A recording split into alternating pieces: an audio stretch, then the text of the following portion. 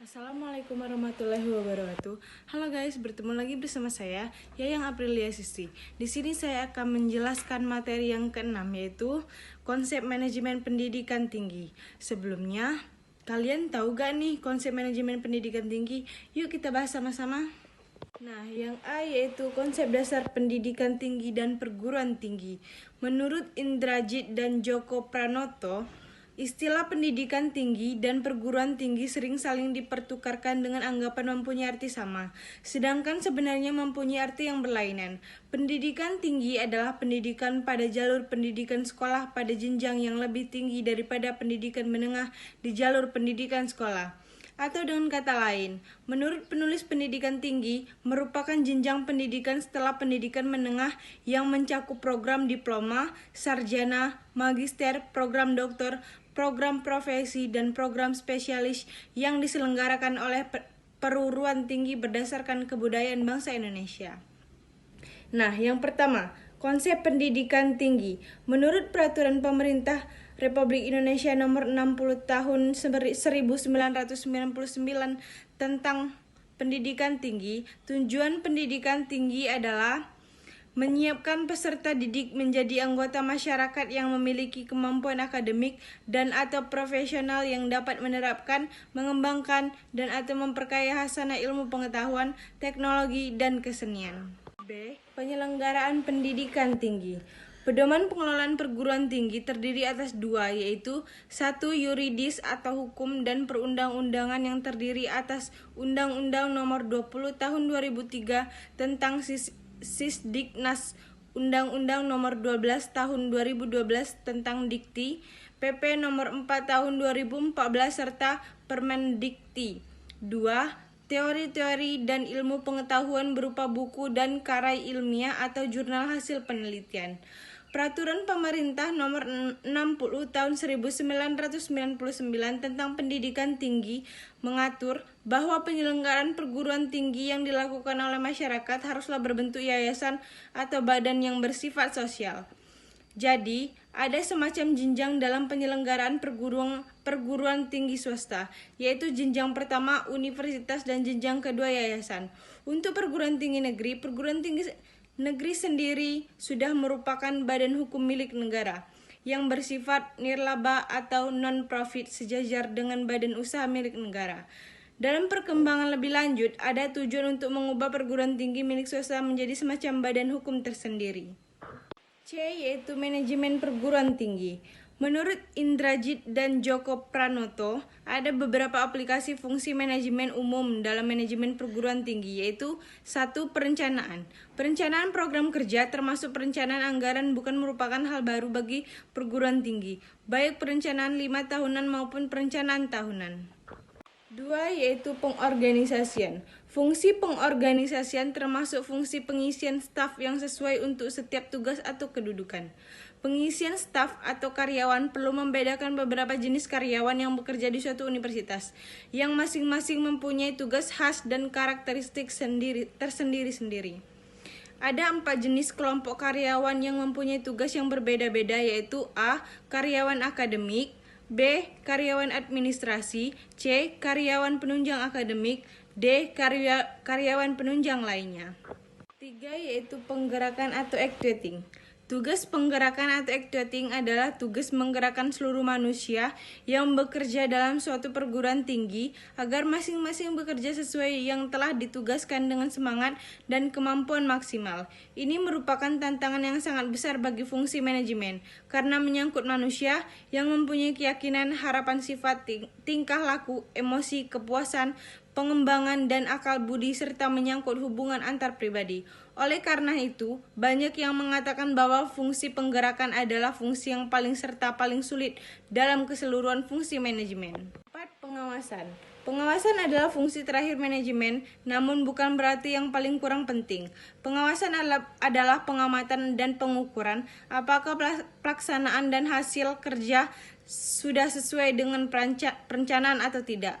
Kalau tidak, apa kendalanya dan bagaimana menghilangkan kendala agar hasil kerja dapat sesuai yang telah direncanakan. Fungsi pengawasan tidak harus dilakukan hanya setiap akhir tahun anggaran, tetapi justru harus secara berkala dalam waktu yang lebih pendek, misalnya setiap bulan. D. Yaitu dimensi makna perguruan tinggi. 1.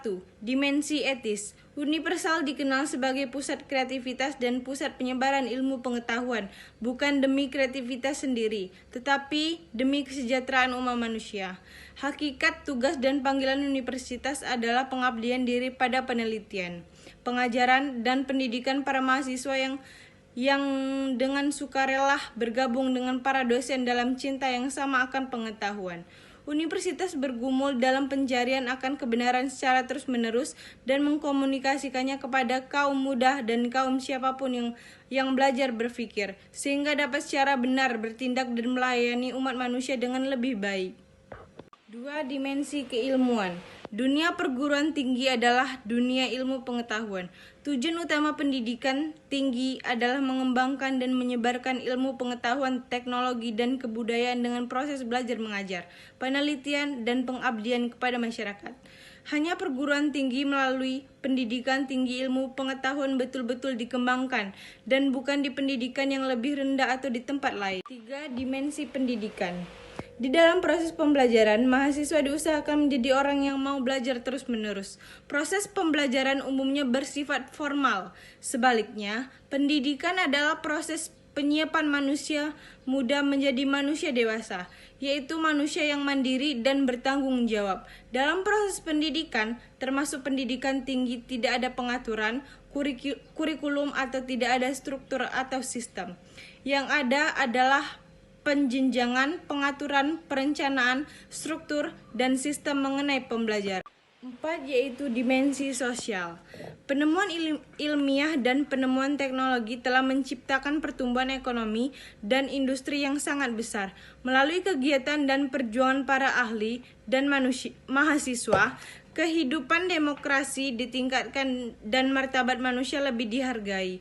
Perguruan tinggi mempersiapkan para mahasiswa untuk mengambil tanggung jawab di dalam masyarakat. 5. Yaitu dimensi korporasi. Perguruan tinggi memberikan jasa kepada masyarakat berupa pendidikan tinggi dalam bentuk proses belajar mengajar dan penelitian. Yang diajarkan dan diteliti adalah ilmu pengetahuan. Perguruan tinggi memiliki pelanggan, yaitu para mahasiswa dan masyarakat pengguan lulusnya. Perguruan tinggi menghadapi persaingan, yaitu antara perguruan tinggi lain, baik dari dalam maupun luar negeri. Yaitu perguruan tinggi dan tantangan globalisasi. Globalisasi berpengaruh pada semua tingkah laku manusia dan berdampak dalam tingkatan berbeda pada budaya, masyarakat, dan manusia. Ada 4 aspek globalisasi, yaitu perdagangan, pergerakan modal, pergerakan orang, serta penyebaran ilmu pengetahuan dan teknologi. Dalam konteks pendidikan tinggi, globalisasi dapat berbentuk kebebasan masuk dan beroperasinya perguruan tinggi asing ke dalam negeri tanpa dapat dicegah atau dihindari. Dengan demikian, di perguruan tinggi ada dampak yang perlu diantisipasi dan tantangan yang perlu dihadapi, yaitu sebagai berikut. 1. Tantangan pada pengelolaan. Setiap negara harus membuka diri seluas-luasnya terhadap masuknya perguruan tinggi, dosen, peneliti, dan sebagainya tanpa hambatan sama sekali dalam bentuk apapun. 2. Tantangan pada proses belajar mengajar. Globalisasi ternyata mengubah cara belajar mengajar dari bertatap muka dan melalui hubungan personal antara dosen dan mahasiswa menjadi hubungan maya dan non-personal melalui internet dan video jarak jauh. 3. Tantangan pada pendidikan nilai. Globalisasi seringkali menghadirkan pengetahuan dan informasi berlebihan yang tidak dapat ditangkap oleh kebanyakan yang tidak mampu pula mencerna tantangan yang menyertainya, sehingga hidup dalam alam globalisasi merupakan resiko dan mengubah identitas seseorang, tempat tinggal, dan kehidupan masa depan. Globalisasi yang tidak sempurna, yaitu tidak lengkap tetapi tetap berjalan terus, justru meningkatkan perbedaan antar negara dan menambah ketidakseimbangan dalam segala bidang ekonomi, politik, budaya, agama, dan sosial. 2. Yaitu konsep perguruan tinggi. Perguruan tinggi menyelenggarakan pendidikan tinggi atau pembelajaran, penelitian, serta pengabdian kepada masyarakat. Pendidikan tinggi merupakan kegiatan dalam upaya menghasilkan manusia terdidik seperti kriteria yang sudah disebutkan di atas. Penelitian merupakan kegiatan telaah taat kaidah dalam upaya menemukan kebenaran dan atau menyelesaikan masalah dalam ilmu pengetahuan, teknologi, atau kesenian. Atau menurut penulis penelitian adalah kegiatan yang dilakukan menurut kaidah dan metode secara sistematis untuk memperoleh informasi, data, dan keterangan. Nah, itulah tadi materi singkat dari saya. Jika masih banyak kekurangan, saya mohon maaf, dan kepada Allah saya mohon ampun. Saya akhiri. Wassalamualaikum warahmatullahi wabarakatuh. Bye-bye, kapan-kapan lagi ya.